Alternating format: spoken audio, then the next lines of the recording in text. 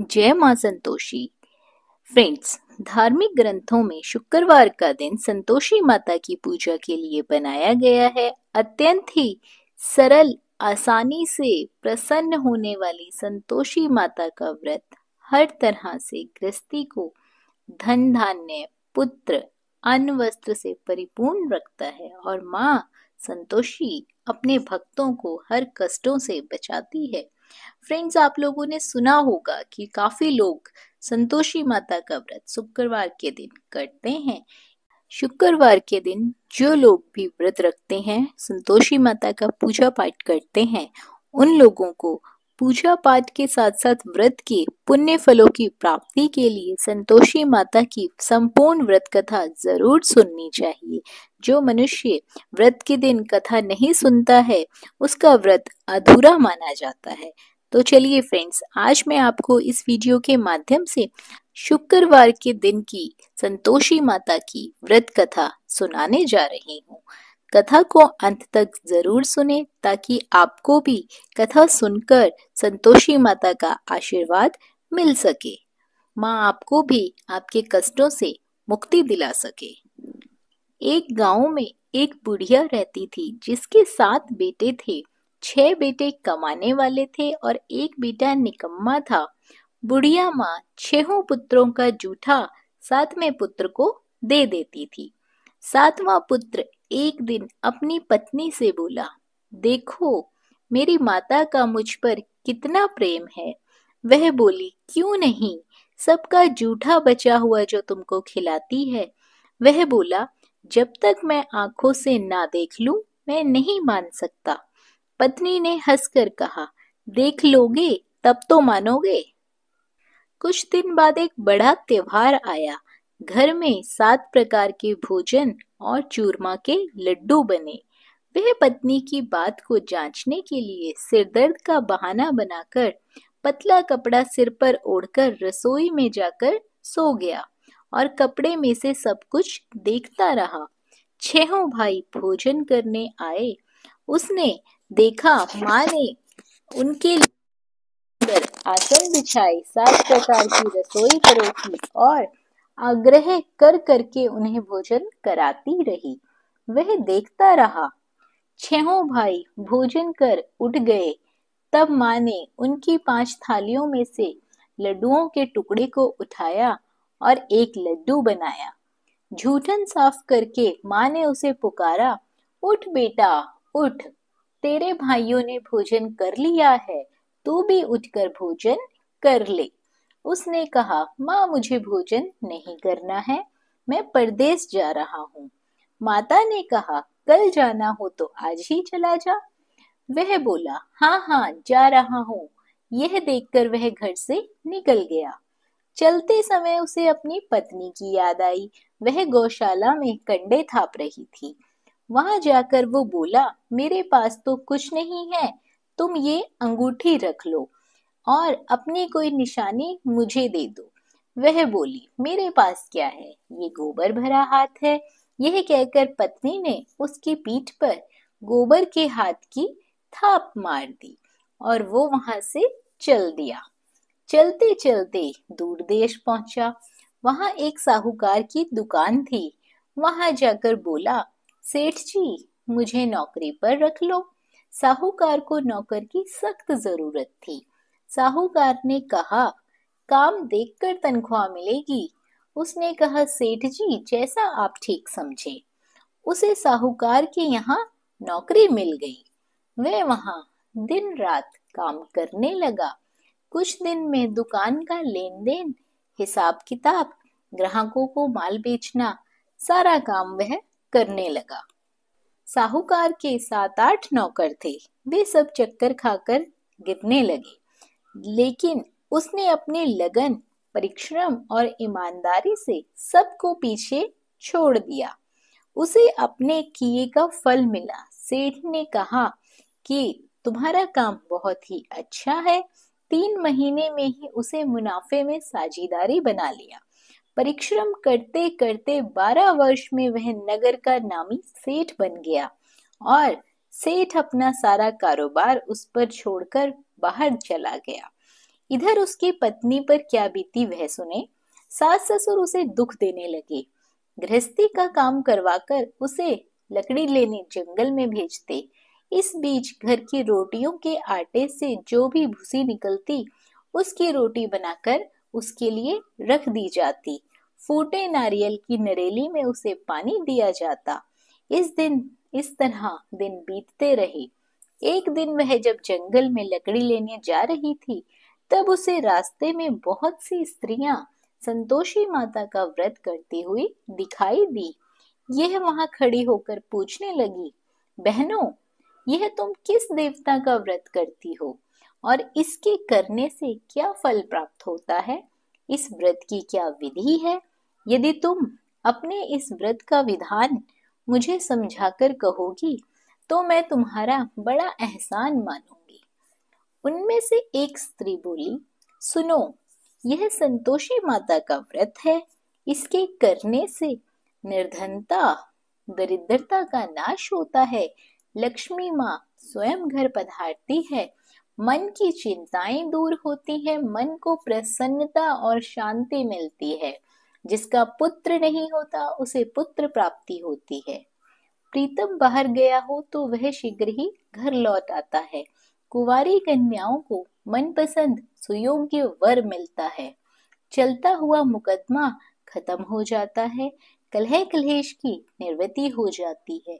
घर में धन जमा हो जाता है। धन जायदाद में लाभ होने लगता है तथा जो भी मन में कामना होती है सब संतोषी माता की कृपा से पूरी हो जाती है। इसमें कोई भी संदेह नहीं है। वह पूछने लगी, यह व्रत कैसे किया जाता है? यह भी तुम मुझे बताओ, आप लोगों की बड़ी कृपा होगी। वह स्त्री कहने लगी, बिना परेशानी, श्रद्धा और प्रेम से जितना भी बन सके प्रसाद लेना। 5.25 पैसे से 5.25 आने तक, इससे भी ज्यादा शक्ति और भक्ति के अनुसार गुड़ और चना लेना।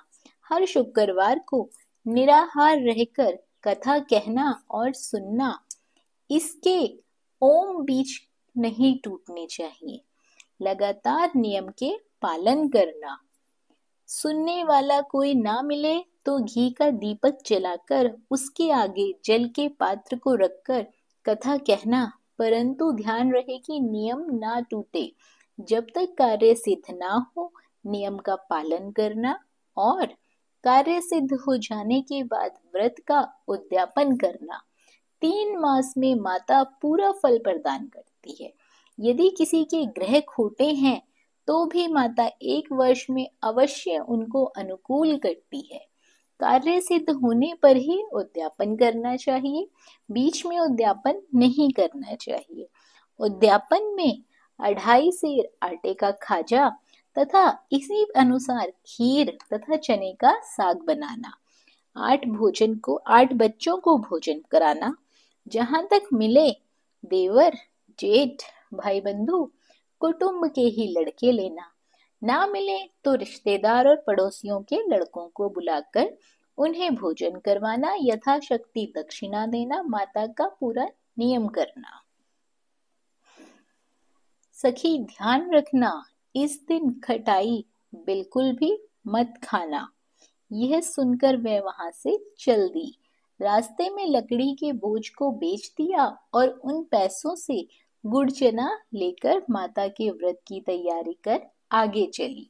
रास्ते में संतोषी माता के मंदिर में जाकर माता के चरणों में लौटने लगी, विनती करने लगी, हे माँ, मैं दीन हूँ, मैं निपट मूर्ख हूँ, व्रत के नियम कुछ नहीं जानती हूँ, मैं बहुत दुखी हूँ। हे माता, मैं तेरी शरण में आई हूँ, मेरे दुख दूर कर। माता को दया आई।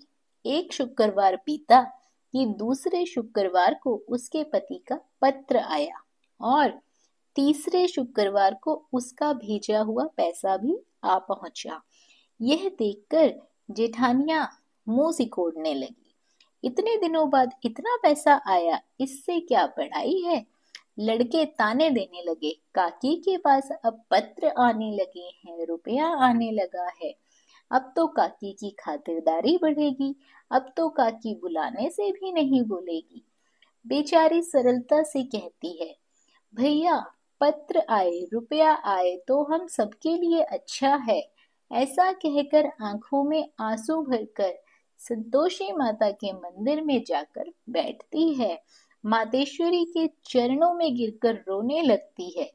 माँ, मैंने तुमसे पैसा नहीं मांगा, मुझे पैसे से क्या काम, मुझे तो अपने सुहाग से काम है। मैं तो अपने स्वामी के दर्शन और सेवा मांगती हूँ। तब माता ने प्रसन्न होकर कहा, जा बेटी, तेरा स्वामी जल्द ही आएगा। यह सुन खुशी से बावली होकर वह घर आकर काम करने लगी। संतोषी माँ विचार करने लगी, इस भोली पुत्री से मैंने कह तो दिया है कि तेरा पति शीघ्र आएगा, पर आएगा कहाँ से? वह तो इसे स्वप्न में भी याद नहीं करता। उसे इसकी याद दिलाने तो मुझे ही जाना पड़ेगा। संतोषी माता ने उस बुढ़िया के बेटे को स्वप्न में समझाया, पुत्र, तेरी घरवाली बहुत कष्ट उठा रही है। यह बोला, हाँ माता, यह तो मुझे भी मालूम है, परंतु क्या करूं, वहां कैसे जाऊं? परदेश की बात है, लेन देन का सारा हिसाब किताब है, कोई जाने का रास्ता ही नजर नहीं आता। आप ही कोई रास्ता दिखाएं कि मैं वहां कैसे जाऊं। माँ कहने लगी, सवेरे नहा धोकर संतोषी माता का नाम लेकर घी का दीपक जला दंडवत कर वहां दुकान पर जा बैठने लगा। देखते देखते तेरा लेन देन चुक जाएगा, जमा माल बिक जाएगा, सांझ होते होते धन का ढेर लग जाएगा। वह अगले दिन सुबह जल्दी उठा। उसने मित्र बंधुओं परिचितों से स्वप्न में माता द्वारा कही गई बात बताई। वे सब उसकी बात सुनकर उसकी खिल्ली उड़ाने लगे। वे कहने लगे कि कहीं सपने भी सच होते हैं। एक बूढ़ा व्यक्ति बहुत समझदार था। वह बोला, देखो भाई, मेरी बात मानो, इस तरह साच या झूठ कहने के बदले देवता ने जैसा कहा है वैसा ही करो, तेरा क्या जाता है। बूढ़े की बात मानकर नहा धोकर उसने संतोषी माता को प्रणाम किया, फिर घी का दीपक जलाकर दुकान पर जा बैठा। शाम तक धन का ढेर लग गया। वह हैरान हुआ, मन में संतोषी माता का नाम ले बहुत प्रसन्न हुआ। घर जाने के वास्ते उसने गहना कपड़ा सामान खरीदने लगा। सब काम से निपटने के बाद वह घर के लिए रवाना हुआ। उधर उसकी पत्नी जंगल में लकड़ी लेने गई। लौटते वक्त बहुत थक जाने के कारण संतोषी माता के मंदिर पर विश्राम करने बैठ गई। यह तो उसका रोज रुकने का स्थान था। धूल उड़ती हुई देख उसने माता से पूछा, हे माता, यह धूल कैसी उड़ रही है? माँ ने कहा, हे पुत्री, तेरा पति आ रहा है। अब तू ऐसा कर, लकड़ियों के 3 बोझ बना, एक नदी के किनारे रख, दूसरा मेरे मंदिर पर और तीसरा अपने सिर पर। तेरे पति को लकड़ी का गट्ठा देखकर मोह पैदा होगा। ये वहां रुकेगा, नाश्ता पानी बना खाकर माँ से मिलने जाएगा। तू लकड़ी का बोझ उठाकर जाना और बीच चौक में गड्ढा डालकर 3 आवाजें लगाना। लो सासू जी, लकड़ियों का गट्ठा लो, भूसे की रोटी दो, नारियल के खोपड़े में पानी दो। आज कौन मेहमान आया है? संतोषी माँ की बात सुनकर वह बहुत अच्छा माँ कहकर प्रसन्न मन से लकड़ियों के 3 बोझ बना लाई। एक नदी के तट पर, दूसरा माता के मंदिर पर रखकर इतने में ही मुसाफिर वहां आ पहुंचा। सूखी लकड़ियां देखकर उसको इच्छा हुई कि यहीं अभी विश्राम कर लेता हूँ, भोजन बना खा पी कर ही यहाँ से जाऊंगा। इस प्रकार भोजन कर विश्राम कर वह अपने गांव में आया। उसी समय बहू सिर पर लकड़ी का गट्ठा लेकर आई। उसने गट्ठे को आंगन में डाला और जोर से 3 आवाजें दी। लो सासू जी, लकड़ी का गट्ठा लो, भूसे की रोटी दो, नारियल के खोपड़े में पानी दो। आज कौन मेहमान आया है? यह सुनकर सास ने अपने दिए हुए कष्टों को भुलाने के लिए कहा, बहू, तू ऐसा क्यों कहती है? तेरा मालिक ही तो आया है, बैठ, मीठा भात खा, कपड़े गहने पहन। पत्नी की आवाज सुनकर उसका स्वामी बाहर आया। और उसके हाथ में पहली अंगूठी देखकर व्याकुल हो गया। उसने माँ से पूछा, माँ यह कौन है? माँ बोली, बेटा तेरी पत्नी है। आज 12 वर्ष हो गए जब से तू गया है, तब से गांव में जानवर की तरह भटकती फिरती है। काम काज कुछ करती नहीं है, चार समय आकर खा जाती है। अब मुझे देखकर भूसे की रोटी और नारियल के खोपड़े में पानी मांगती है। वह बोला, माँ मैंने इसे भी देखा है और तुम्हें भी देखा है। मुझे दूसरे घर की चाबी दे दो, मैं उसमें जाकर रहूंगा। ठीक है बेटा, जैसी तेरी मर्जी, कहकर माँ ने चाबी का गुच्छा बेटे के सामने रख दिया। उसने दूसरे घर को खोलकर सारा सामान जमाया। एक ही दिन में वहां राजा के महल जैसे ठाट बाट बन गए। अब क्या था, वह सुख भोगने लगे। अगला शुक्रवार उसने पति से कहा, मुझे संतोषी माता के व्रत का उद्यापन करना है। पति बोला, बहुत अच्छा, खुशी से कर लो।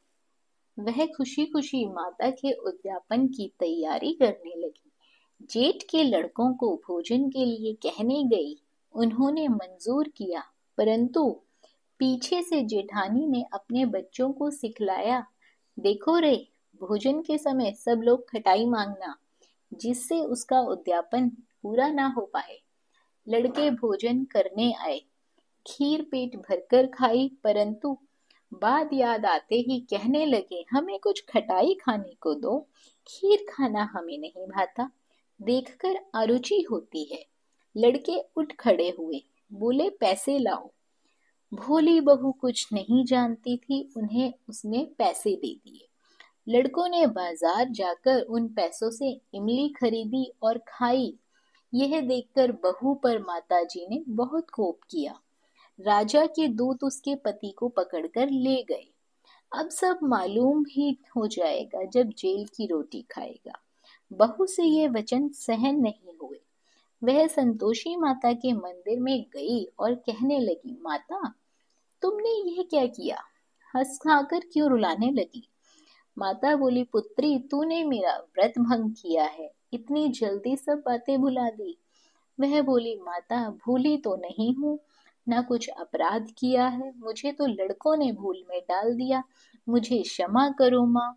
माँ बोली, ऐसी भूल भी कहीं होती है? यह बोली, अब कोई भूल नहीं होगी माता, आप बताओ मेरा पति कैसे आएगा?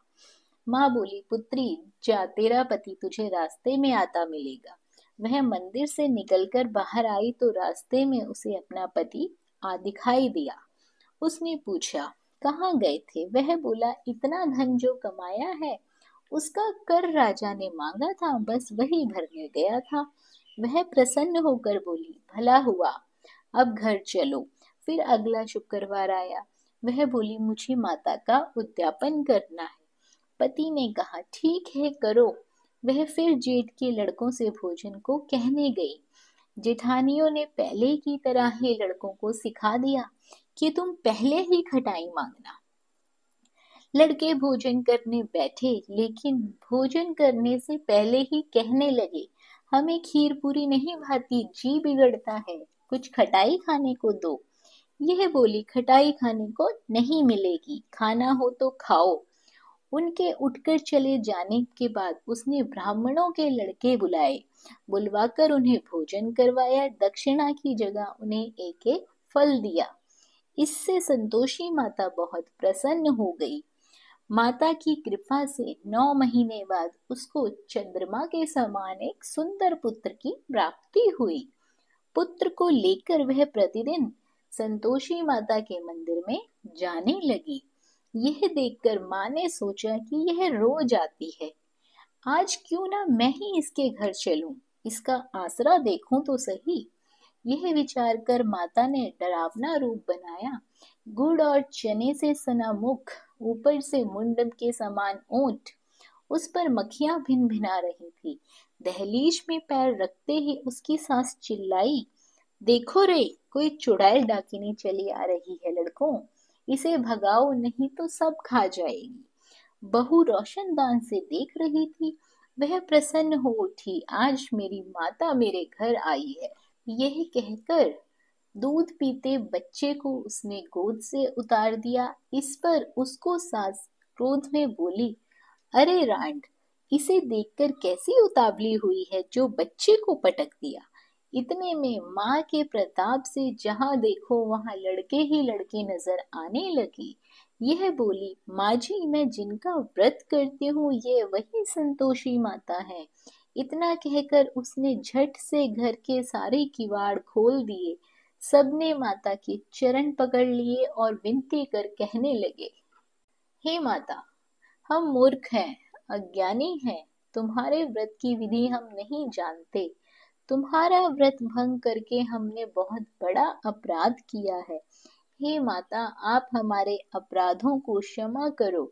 इस प्रकार बार बार कहने पर संतोषी माता प्रसन्न हुई।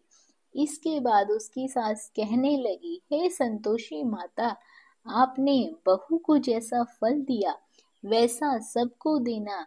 जो यह कथा सुने या पढ़े उसका मनोरथ पूर्ण हो, उसकी सारी मनोकामनाएं पूरी हो।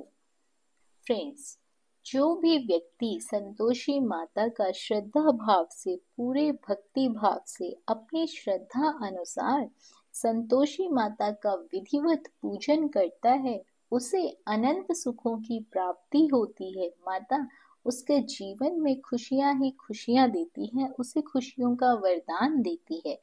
फ्रेंड्स, कथा अच्छी लगी हो, कथा आपको मन को भाई हो, तो वीडियो को लाइक और शेयर जरूर करें। और यदि आप हमारे चैनल पर पहली बार आए हैं और इस तरह की व्रत की, पूजा पाठ की विधियां और कथाएं आपको भी अच्छी लगती हैं तो चैनल को सब्सक्राइब कर लीजिए, साथ ही बेल आइकन के बटन को दबा दीजिए ताकि आपको हमारी आने वाली वीडियोस की नोटिफिकेशन सबसे पहले मिल सके।